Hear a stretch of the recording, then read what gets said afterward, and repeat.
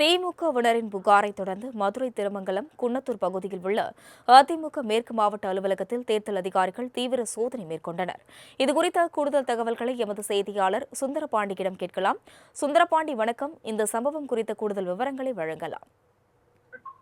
வணக்கம் அஸ்வினி. தேர்தல் நடத்தை விதிகள் அமலில் உள்ள நிலையில் திருமங்கலம் அருகே உள்ள அதிமுக மாவட்ட அலுவலகத்தில் வாக்காளர்களுக்கு பணம் விநியோகிக்கப்படுவதாக எழுந்த புகாரை தொடர்ந்து தேர்தல் அதிகாரிகள் இன்று அதிரடி சோதனையில் ஈடுபட்டனர். இதனால் அப்பகுதியில் பெரும் பரபரப்பு ஏற்பட்டது. மதுரை மாவட்டம் திருமங்கலம் அடுத்த குன்னத்தூர் பகுதியில் அதிமுக மதுரை புறநகர் மேற்கு மாவட்ட அலுவலகம் செயல்பட்டு வருகிறது. இங்கு அதிமுக மாவட்ட செயலாளர் முன்னாள் அமைச்சருமான ஆர். உதயகுமார் தலைமையில் தேர்தல் பணிகள் நடைபெற்று வருகின்றன.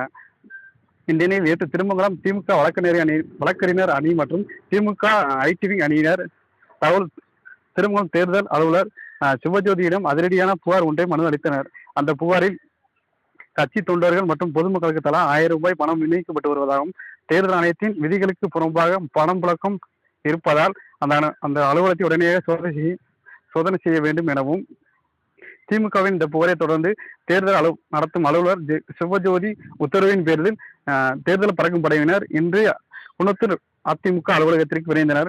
ஏற்கனவே கடந்த சில நாட்களுக்கு முன்பு இதே அலுவலகத்தில் ஒரு முறை சோதனை நடத்தப்பட்டிருந்த நிலையில் புகாரை தொடர்ந்து இன்று மீண்டும் 2வது முறையாக சோதனை மேற்கொள்ளப்பட்டது. அதிகாரிகள் அலுவலகத்திற்கு நுழைந்து ஆவணங்கள் மற்றும் சந்தேகத்துக்குரிய இடங்களை ஆய்வு செய்தனர். அப்போது அங்கிருந்த அதிமுக நிர்வாகிகளிடையே தொண்டர்களிடையே சலசலப்பு ஏற்பட்டது.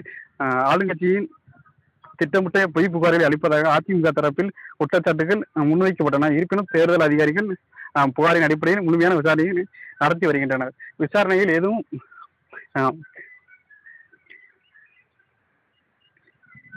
கிடைக்கவில்லை என தேர்தல் அதிகாரிகள் தெரிவித்தனர்.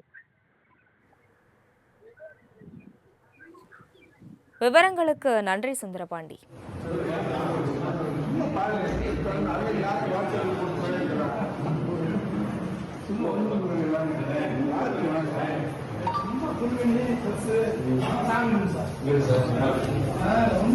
அதே வீடு